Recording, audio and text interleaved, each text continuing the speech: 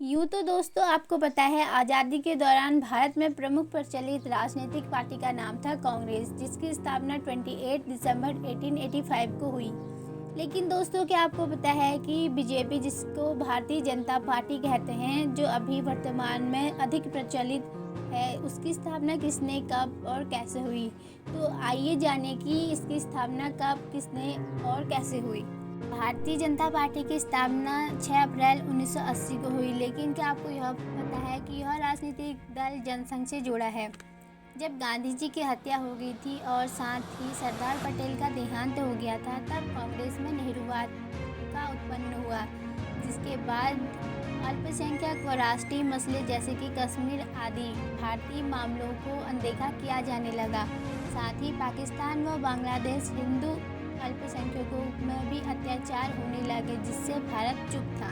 इसकी वजह से डॉक्टर श्यामा प्रसाद मुखर्जी ने नेहरू मंडल को त्यागपत्र देकर 21 अक्टूबर 1951 को भारतीय जनसंघ की स्थापना की और कश्मीर और राष्ट्रीय अखंडता के मुद्दे पर आंदोलन करना प्रारंभ किया, जिसकी वजह से उनका कहना था कि कश्मीर को किसी भी प्रकार के विशेषाधिकार ना मिले, जिसकी वजह से उनको कश्मीर के जेल में डाल दिया गया और साथ ही उसी जेल में रहस्यमय पूर्ण उनकी मृत्यु हो गई। जिसके बाद पार्टी के सभी कार्य पंडित श्री दीनदयाल उपाध्याय के कंधे में आ गए और साथ ही भारतीय जनसंघ ने भारत और चीन के युद्ध में अपनी अहम भूमिका निभाई। इसी के साथ 1967 में पहली बार भारतीय जनसंघ एवं पंडित दीनदयाल उपाध्याय के नेतृत्व में कांग्रेस का एकाधिकार टूटा।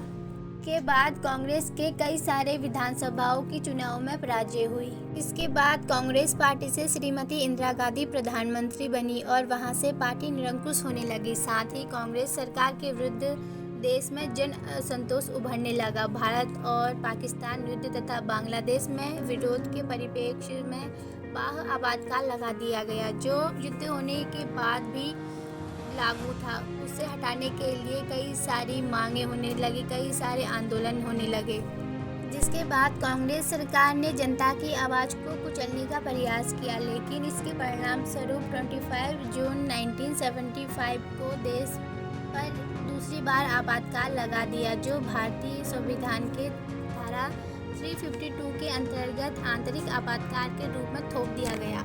इसके बाद देश के कई सारे बड़े नेताओं को गिरफ्तार कर दिया गया, नजरबंद कर दिया गया, जेलों में डाल दिया गया तथा तेजी से हो रहे जन असंतोष से घबराकर श्रीमती इंदिरा गांधी ने 18 जनवरी 1977 को लोकसभा भंग कर दी तथा आम चुनाव में कांग्रेस की करारी हार होने लगी। 1977 को भारतीय जनसंघ के करीब 5000 प्रतिनिधियों ने एक अधिवेशन में अपना विलय जनता पार्टी में कर दिया। लेकिन जनता पार्टी अधिक दिनों तक नहीं चली और इसके खिलाफ कई सारे षड्यंत्र और दूसरे राजनीतिक इसके खिलाफ षड्यंत्र करने लगे।